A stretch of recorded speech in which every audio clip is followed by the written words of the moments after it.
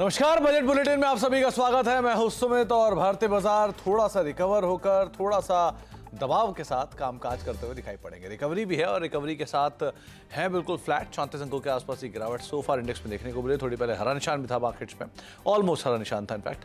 और सेंसेक्स भी 1/4% के आसपास या कह लीजिए फ्लैट टू नेगेटिव साइड पर कामकाज कर रहा है। निफ्टी बैंक 0.5% नीचे ट्रेड करता हुआ दिखाई पड़ रहा है। मिड कैप इंडेक्स हरे निशान में है, 47 अंकों की बढ़त, फ्लैट टू पॉजिटिव। और स्मॉल कैप इंडेक्स भी लाइक वाइज बहुत ज़्यादा गिरावट नहीं, लेकिन हाँ फ्लैट टू पॉजिटिव साइड पर वो भी कामकाज कर रहे हैं। 0.5% के आसपास की बढ़त वहाँ भी देखने को मिली। एडवांस डिक्लाइन एडवांसेस के फेवर में है।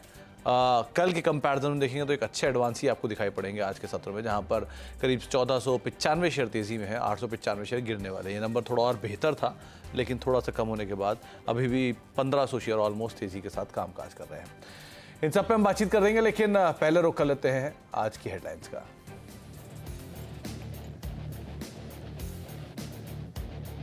निफ्टी की वीकली एक्सपायरी के दिन बाजार में दबाव, करीब 50 अंक गिरकर निफ्टी आया 24,300 के पास। HDFC bank, Reliance, ICICI bank और भारती बना रहे दबाव। निफ्टी बैंक में दबाव ज्यादा, इंडेक्स करीब 250 अंक नीचे। मिड कैप और स्मॉल कैप शेयर कर रहा है आउट परफॉर्म।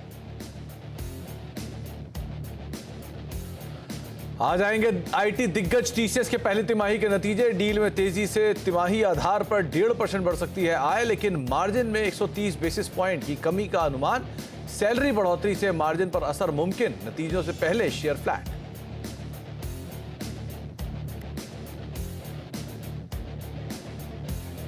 बजट में कैपिटल गेन टैक्स से छेड़छाड़ ना करे सरकार, हिलियोस कैपिटल के समीर अरोड़ा ने सीएनबीसी आवाज के मैनेजिंग एडिटर अनुज सिंघल से खास बातचीत में कहा, कैपिटल गेन्स टैक्स बढ़ने पर बिगड़ेगा एफआईएस का सेंटीमेंट। बजट में शिपिंग सेक्टर के लिए बूस्टर पर सीएनबीसी आवाज की एक्सक्लूसिव खबर से शिपिंग शेयरों में जोरदार तेजी। 14% उछले एससीआई और श्रेयस शिपिंग, साथ ही जी शिपिंग में भी रौनक। बजट में ड्रोन सेक्टर को भी मिल सकता है तोहफा। सूत्रों के मुताबिक आरएनडी के लिए 500 करोड़ का अलग फंड बना सकती है सरकार। सीएनबीसी आवाज की एक और बजट एक्सक्लूसिव। बजट में वैक्सीनेशन अभियान, आयुष्मान भारत को मिल सकती है नई रफ्तार। सूत्रों के मुताबिक स्वास्थ्य मंत्रालय के बजटीय सहायता की रकम 25 से 30% बढ़ा सकती है सरकार। सर्वाइकल कैंसर, इन्फ्लुएंजा वैक्सीन को लेकर बड़ी घोषणा संभव। सीएनबीसी आवाज बजट एक्सक्लूसिव। और अर्थशास्त्रियों के साथ बैठक, बजट पीएम मोदी की बजट की बैठक शुरू। आगामी बजट पर ले सकते हैं सुझाव। नीति आयोग के वाइस चेयरमैन सुमन बेदी भी शामिल।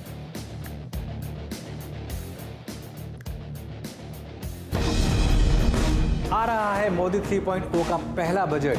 विकसित और समृद्ध भारत का पूरा हो संकल्प। महंगाई घटे, ग्रोथ बढ़े, रिफॉर्म पर हो जोर, क्योंकि ये मार्केट मांगे मोड़। इंडस्ट्री को बूस्टर का इंतजार, यूथ का ख्वाब पास फॉर जॉब। इंफ्रा, एजुकेशन और हेल्थ पर भी खर्च बढ़ाने की दरकार। देश के ख्वाबों को कैसे पूरा करेगी सरकार? निर्मला सीतारामन का बिग बजट। सीएनबीसी आवाज पर अनुभवी पैनल बताएगा इस बजट का आपकी लाइफ पर क्या होगा असर। बड़ी उम्मीदों का बड़ा बजट, लेकिन मेरे साथ सपने होंगे सच। सिर्फ सीएनबीसी आवाज पर। तो बजट स्लोली एंड स्टेडली करीब आ रहा है। काउंटडाउन भी आपकी स्क्रीन पर आता हुआ दिखाई पड़ेगा, जहां पर महज 12 दिन अब बचे हैं बजट को लेकर। और उससे ठीक पहले अब आपको क्या रणनीति होनी चाहिए, किन सेक्टर फोकस होना चाहिए, इस पर लगातार खबरें हम आपको दिखाई रहे हैं। आज बाजार में हालांकि फ्लैट टू नेगेटिव टोन के साथ कामकाज हो रहा है, लेकिन कल से स्थिति थोड़ी बेहतर जरूर दिखाई पड़ रही है। ब्रजेश आयल हमारे साथ मौजूद हैं आईडीबीआई कैपिटल के, उनसे तो हम बातचीत करेंगे ही। ब्रजेश नमस्कार, स्वागत है कार्यक्रम में। पहले तो 29 अंकों की गिरावट इंडेक्स में भले ही है, लेकिन इंडेक्स मोर और लेस फ्लैट साइड पे ही कामकाज कर रहा है। कैसे रीड कर रहे हो आप? अर्निंग्स और बजट, दो बड़े ट्रिगर मार्केट के सामने खड़े हैं, अभी क्या करना चाहिए?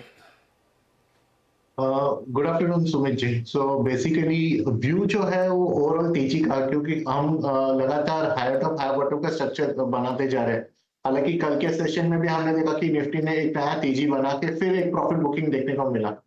तो हम क्या करेंगे कि हम बेसिकली ये जो करेंट वीक है, जो ऑलमोस्ट अभी कल का एक दिन बचा है, तो हम रेंज बाउंड का व्यू लेके चल रहे थे। ऊपरी तरफ में 24,500 और नीचे 24,000। तो ये दो लेवल्स थे जहां पे मुझे लग रहा था कि निफ्टी ये कंसोलिडेट करेगा। कल के दिन में भी जब एक सेलिंग आया मार्केट में 24,200 का जो लेवल था उसने होल्ड किया है। मेरा ये मानना है कि जब तक 24,200 और एक एक्सट्रीम सिनेरियो में 24,000, ये दो सपोर्ट लेवल्स है। जब तक ये सपोर्ट लेवल्स के ऊपर निफ्टी ट्रेड करता है तो मुझे लगता है साइडवेज टू पॉजिटिव बायस रहेगा। फिलहाल तो डेरिवेटिव डेटा के हिसाब से 24,500 पे बहुत सारे लोगों ने, कॉल राइटर्स ने अपने पोजीशन बनाए, तो टेम्पररी तो वो रेजिस्टेंस की तरह एक्ट कर सकता है।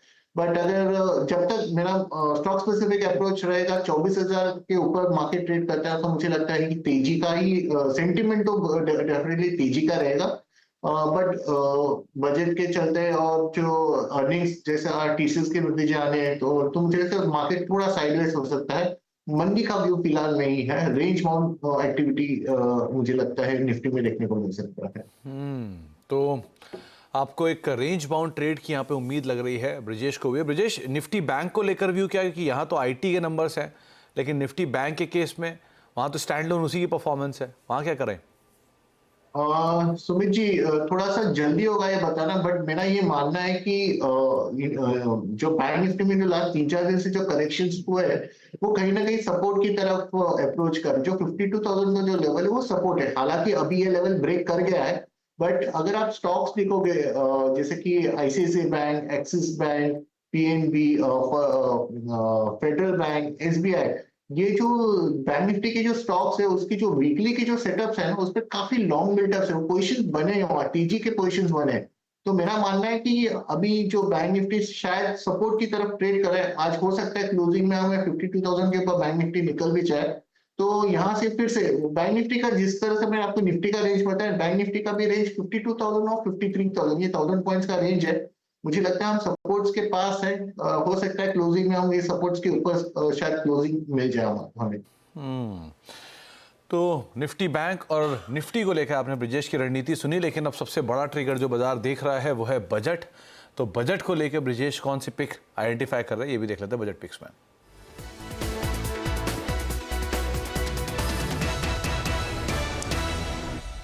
तो ब्रिजेश, बजट से सिर्फ हम 12 सत्र दूर रह गए हैं, 12 दिन दूर हैं, तो आप कौन सा स्टॉक आइडेंटिफाई कर रहे हैं? सुमित जी, मेरे जो लिस्ट में आया है, जो मैं टेक्निकली जिसको मैंने थोड़ा सा फिल्टर किया, वो है गुजरात पिपावा, जो 235 के करीब ट्रेड कर रहा है। काफी स्ट्रॉन्ग फॉर्मेशन हुआ है, काफी नए पोजीशंस बने हैं यहाँ पे।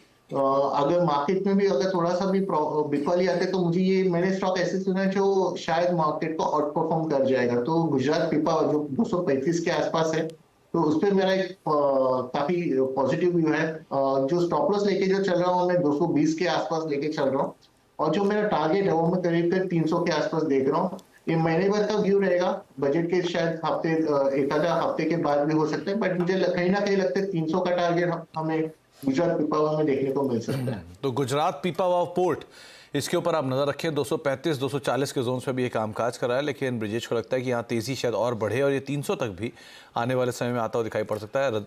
नजरिया बढ़ा सकते हैं आप जरूर, लेकिन इसमें अपसाइड पोटेंशियल दिखाई पड़ सकता है। और ऐसे भी स्पेस को लेकर अगर कुछ खास कामकाज होता है जो अनुमान भी लगाया जा रहा है पोर्ट और शिपिंग स्पेस को लेकर, तो शायद यहाँ पर भी इम्पैक्ट आता हुआ दिखाई पड़े। आगे ब्रिजेश से हम बातचीत जारी रखेंगे, लेकिन बजट से बाजार को काफ़ी उम्मीदें हैं। हीलियोस कैपिटल के फाउंडर समीर अरोड़ा का कहना है कि कैपिटल गेन्स टैक्स पर सबकी नज़र रहेगी। उनका मानना है कि अगर टैक्स बढ़ा तो इससे एफआईएस फ्लो पर असर पड़ सकता है। लास्ट मेनी ईयर्स से हम उस बजट को अच्छा गिनते थे कि हम सोच रहे हैं कि कैपिटल गेन बढ़ाएंगे और फिर नहीं बढ़ाया तो बाकी हम इग्नोर करके कहते हैं बहुत अच्छा बजट है। तो normally in the last many years budget की वैल्यू थोड़ी कम हो गई थी, बिकॉज सारी policies were sort of set and इसलिए बजट से इतनी टेंशन नहीं होती थी। अब नई गवर्नमेंट का नया बजट है जिसमें थोड़ा गवर्नमेंट के अपने नंबर्स कम आए, तो अब कुछ पॉलिसी चेंज होगी कि नहीं होगी, कि इंफ्रा में उतना होगा कि नहीं होगा, ये सब चीजें थोड़ी इंपॉर्टेंट हो गई। और फिर से अलग अलग ट्विटर टाइप से बाकी जगह से आने लग गया कि शायद फिर कैपिटल गेन्स टैक्स की कहानी है, क्योंकि ये फर्स्ट ईयर है गवर्नमेंट का, तो अगर बढ़ाना है तो अभी बढ़ाएंगे, नहीं तो मतलब they are not doing it. तो फिर वही नर्वसनेस हो गई। मैं खाली ये कह सकता हूँ कि अगर टैक्स बढ़ाया तो बाकी चीजों में कोई फर्क नहीं पड़ेगा कि आपने रोड कितनी बनाई है और वो कितने बनाए, from a stock market point of view. तो कैपिटल गेन टैक्स एक इंपॉर्टेंट इवेंट रहेगा जिसके ऊपर आपको नजर रखनी होगी और उसके हिसाब से आप यहाँ पर बाजार की चाल को भी बनते हुए देखेंगे। लेकिन इस बार के बजट में शिपिंग सेक्टर के लिए बड़े बड़े ऐलान हो सकते हैं। सीएनबीसी आवाज को मिली एक्सक्लूसिव जानकारी के मुताबिक मैरीटाइम डेवलपमेंट फंड और हरित नौका स्कीम की घोषणा की जा सकती है। पूरी खबर जानने के लिए चलते हैं लक्ष्मण रॉय के पास। तो लक्ष्मण जी, एक बड़ा डेवलपमेंट और उसका बड़ा इम्पैक्ट भी हम देख रहे हैं शिपिंग स्पेस पे, तो क्या डिटेल है आपके पास? जी, दरअसल मुझे जो अलग अलग सूत्रों से संकेत मिल रहे हैं उसके मुताबिक बजट में जिन जिन सेक्टर पर खास फोकस रहने वाला है उसमें से एक शिपिंग सेक्टर है। वैसे तो शिपिंग सेक्टर के लिए कई सारे प्रस्ताव हैं जिसको शिपिंग मंत्रालय ने तैयार किया है, लेकिन बजट में कम से कम 2 प्रस्तावों को हरी झंडी मिलने की पूरी संभावना है, या फिर कहें कि इसका ऐलान बजट में हो सकता है। सबसे पहला, शिपिंग सेक्टर के लिए मैरीटाइम डेवलपमेंट फंड MDF का ऐलान हो सकता है। इसमें करीब 15 से 20 हजार करोड़ रुपए का शुरुआती आवंटन हो सकता है। इस मैरीटाइम डेवलपमेंट फंड का मकसद ये होगा कि जो कंपनियां शिप बनाना चाहती हैं उनको लंबे समय के लिए सस्ती ब्याज दर पर आसान शर्तों पर कर्ज मुहैया कराया जा सके। और इस MDF के पीछे 2 वजह है। पहली वजह यह है कि भारत चाहता है कि शिपिंग सेक्टर में, शिप बनाने के सेक्टर में आत्मनिर्भर बना जाए। अभी दुनिया भर में जितने शिप चलते हैं उसमें भारत का योगदान मुश्किल से 2% होता है। इसको बढ़ाना मकसद है, लेकिन शिप बनाना एक लंबी प्रक्रिया होती है, उसमें लंबे समय के लिए फाइनेंस की जरूरत होती है, इसलिए आमतौर पर फाइनेंस मिलने में दिक्कत होती है। तो MDF इस मकसद को पूरा करेगा। और दूसरा एक जो बड़ा ऐलान हो सकता है वो है हरित नौका स्कीम का। हरित नौका स्कीम के तहत नदियों में जो जहाज चलेंगे वो प्रदूषण मुक्त रहें, हाइड्रोजन से चलें, ये मकसद है। और इसके लिए सरकार इंसेंटिव देगी हाइड्रोजन वाले शिप बनाने के लिए। इसके लिए एक कंपनी है कोचिन शिपयार्ड, इसने पायलट प्रोजेक्ट के तहत पहले ही ऐसे कुछ शिप बनाए हैं, लेकिन अब इसको बड़े पैमाने पर इसका उत्पादन किया जाएगा, ये इसका मकसद होगा। तो बजट में शायद इन दोनों स्कीम का ऐलान होता हुआ अब देखेंगे। तो बड़ी डिटेल्स में यहाँ पर लक्ष्मण जी आपको बता रहे हैं कि शिपिंग स्पेस में किस तरह के डेवलपमेंट आएंगे और उसका एक इम्पैक्ट भी है। शिपिंग कॉर्पोरेशन ऑफ इंडिया देखिए, आज करीब 20% का अपनी सर्किट, कोचिन शिपयार्ड करीब 126 रुपये 5% ऊपर, गार्डन रीच 5% ऊपर, माझगांव डॉक करीब 3% ऊपर, जी शिपिंग 7% का उछाल यहाँ पर भी आता दिखाई पड़ रहा है। सारे शेयरों में एक बड़ी तेजी है, तो यहाँ पे बात करने के लिए कोई स्टॉक बचे नहीं, मेजरली में आज अपर सर्किट ही आपको दिखाई पड़ रहे हैं। लेकिन सिर्फ शिपिंग सेक्टर ही नहीं बल्कि बजट में ड्रोन सेक्टर को भी एक बड़ा तोहफा मिल सकता है। CNBC आवाज़ को मिली जानकारी के मुताबिक बजट में ड्रोन सेक्टर के लिए अलग फंड मिलने की बातचीत है। क्या है पूरी खबर, इस पर बातचीत करने के लिए रोहन भी हमारे साथ मौजूद है। तो रोहन, ड्रोन इमर्जिंग स्पेस भी है और गवर्नमेंट का इसका थ्रस्ट भी काफ़ी ज़्यादा है कि अब इसका इस्तेमाल अलग अलग क्षेत्रों में भी बहुत एग्रेसिवली बढ़ रहा है। स्पेशली किसान के स्पेस में हमने रिसेंटली काफ़ी बड़ा एक्सपेंशन भी देखा है खास तौर से। तो क्या डिटेल आपके पास? जी, इस बार भी बजट में काफी कुछ फोकस हो सकता है। ड्रोन सेक्टर के लिए कुछ खास ऐलान हो सकते हैं। सबसे पहली चीज जो होने जा रही है वो एक खास फंड की घोषणा हो सकती है। ये फंड होगा रिसर्च एंड डेवलपमेंट के लिए, जिसका इस्तेमाल कर पाएंगे जो ड्रोन सेक्टर से जुड़े स्टार्टअप्स हैं वो, खासतौर पे इसलिए क्योंकि भारत में भी ड्रोन के इंपोर्ट पर पूरी तरह से प्रतिबंध है और सरकार चाहती है कि जो ड्रोन स्टार्टअप्स हैं वो इंडिजिनस रिसर्च करके नई तकनीक डेवलप करें और इसमें ये फंड मदद करेगा। इसमें चाहे वो अर्ली स्टेज ड्रोन स्टार्टअप्स हो या फिर एस्टैब्लिश स्टार्टअप हो, दोनों ही इसका फायदा उठा सकेंगे। जो अनुमान लगाया है लगभग 500 करोड़ का ये फंड हो सकता है। दूसरी जो बड़ी घोषणा हो सकती है वो कॉमन टेस्टिंग फैसिलिटी की होगी। ये फैसिलिटी सरकार बनाएगी, लेकिन इसका फायदा ड्रोन से जुड़ी जो कंपनियां हैं वो उठा सकती हैं। और चाहे वो शॉर्ट डिस्टेंस का हो या फिर लॉन्ग डिस्टेंस के ड्रोन्स हो या फिर eVTOL जो कि लार्ज पेलोड ले जा सकते हैं, उन सभी जो है वो इन फैसिलिटीज का इस्तेमाल करेंगे, क्योंकि जो छोटे स्टार्टअप्स हैं उनके लिए इस लेवल की टेस्टिंग फैसिलिटी काफी जरूरत थी। तीसरी चीज जो सरकारी खरीद है, खासतौर पे जो कुछ खास मंत्रालय हैं, गृह मंत्रालय है या एग्रीकल्चर मिनिस्ट्री है या फिर डिफेंस मिनिस्ट्री है, यहाँ पे मेड इन इंडिया ड्रोन्स की खरीद को बढ़ावा देने के लिए भी कुछ खास घोषणाएं हो सकती हैं। और आखिर में जो ड्रोन डीडी स्कीम है, काफी पॉपुलर स्कीम रही है, सरकार इसका दायरा बढ़ा सकती है, अमाउंट भी बढ़ा सकती है और जो बेनिफिशियरी की संख्या है उनको भी बढ़ाने की घोषणा इस बार बजट में की जा सकती है। तो ये ड्रोन स्पेस को लेके कई सारी घोषणाएं होने की उम्मीद है। तो ये तमाम सेक्टर, तमाम कंपनियां जो कि ड्रोन मैन्युफैक्चरिंग में, इसके ऊपर भी आपको नज़र बना के रखनी होगी। बहुत बहुत शुक्रिया हमारे साथ रोहन मौजूद रहने के लिए और इस खबर पर तमाम डिटेल हमें देने के लिए। एक ब्रेक का वक्त हो गया, ब्रेक के बाद लौटेंगे और इम्पॉर्टेंट सेक्टर्स में कुछ और ऐसे सेक्टर्स भी है जिनके ऊपर बातचीत होगी छोटे से ब्रेक के उस पार।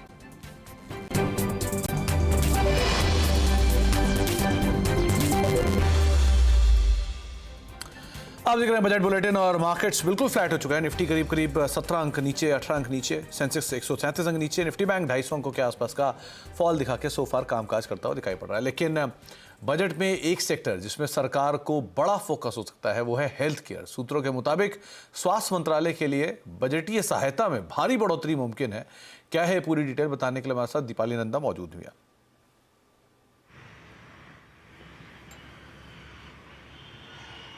दीपाली, क्या डिटेल है हमारे पास?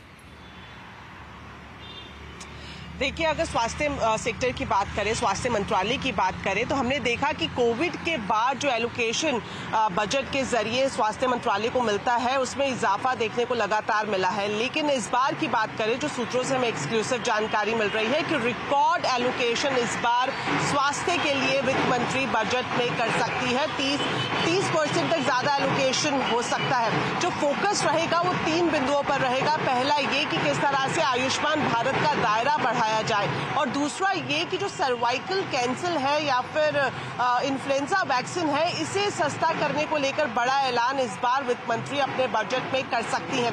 मैं अभी अगर मौजूदा स्थिति की बात करूं तो सर्वाइकल कैंसर की अगर वैक्सीन की बात की जाए तो 2,500-3 हजार रुपए से शुरू होती है, और वहीं इन्फ्लुएंजा वैक्सीन की बात करें तो ये 800 रुपए से शुरू होती है। तो कीमत काफी ज्यादा है, लेकिन किस तरह से यूनिवर्सल इम्यूनाइजेशन प्रोग्राम के तहत इसको शामिल किया जाए, इस पर फोकस करती हुई वित्त मंत्री दिखाई दे सकती हैं।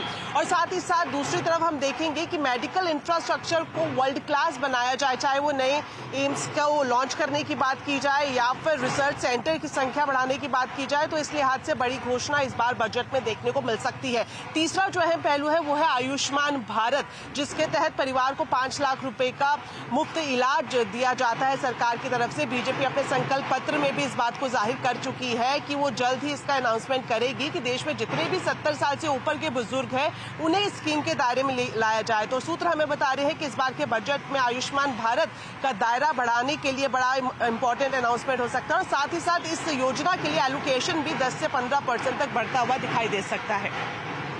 डिटेल्स और कई सारे अलग अलग स्पेसेस को लेकर शायद घोषणाएं होते हुए दिखाई पड़ सकती है। बहुत बहुत शुक्रिया दीपाली हमारे साथ मौजूद रहने के लिए, और जहां आप हैं वहां पर इतना शोर है उसके बावजूद भी आपने तमाम डिटेल हमें पहुंचाई, उसके लिए बहुत बहुत शुक्रिया।